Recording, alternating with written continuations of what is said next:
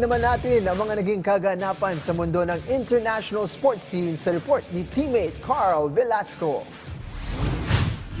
Patuloy pa rin ang bakbakan ng mga kupunan sa round 2 ng 2026 NBA Playoffs. Ngayong araw, sa West Semifinals, abante na ang San Antonio Spurs kontra sa Minnesota Timberwolves matapos ang 115-108 win sa Game 3 ng nasabing serye.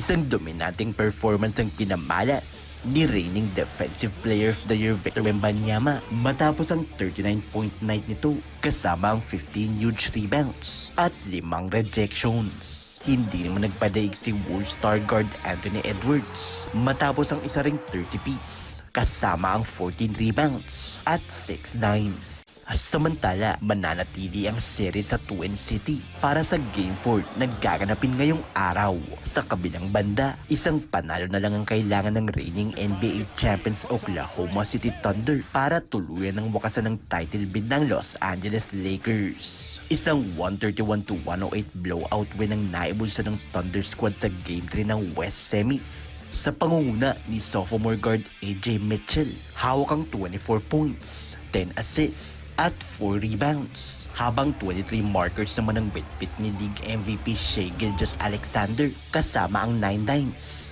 4 rebounds, at 2 blocks. Sa panig naman ng Purple and Gold, isang 19-point game naman ang iniwan ni superstar forward LeBron James kasama ang 8 assists at 6 rebounds. Habang 21 markers naman ang daladala ni Lakers forward Rui Hachimura. Samantala, magaganap ang crucial Game 4 bukas sa Crypto Arena sa siyudad ng Los Angeles sa Amerika.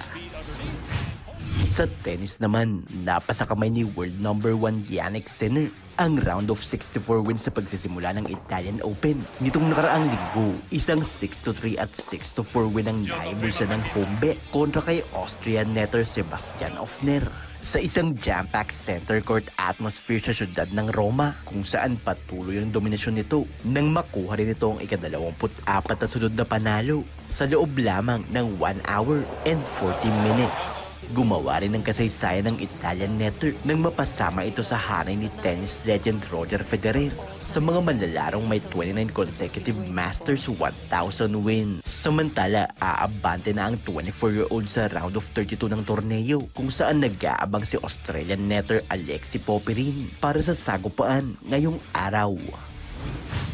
At sa football, nauwi sa tabla ang bakbakan ng English football powerhouses na Chelsea at Liverpool sa pagpapatuloy ng English Premier League regular season nitong nakaraang linggo. Isang 1-1 draw ang naging resulta ng laban kung saan maagang sinimulan ni Reds midfielder Ryan Gravenberch ang Anfield Derby nang maipasok nito ang isang on-target long ranger sa 6-minute mark. Sa 35th minute mark naman, nagawang bumawi ng Chelsea sa pamamagitan ng isang free kick na ibinahagi kay Blues midfielder Enzo Fernandez. Dahilan para maitabla nito ang laban at tuluyan ng putulin ng 6-game losing streak ng kupunan ngayong season. Carl Velasco para sa Pambansang TV sa Bagong Pilipinas.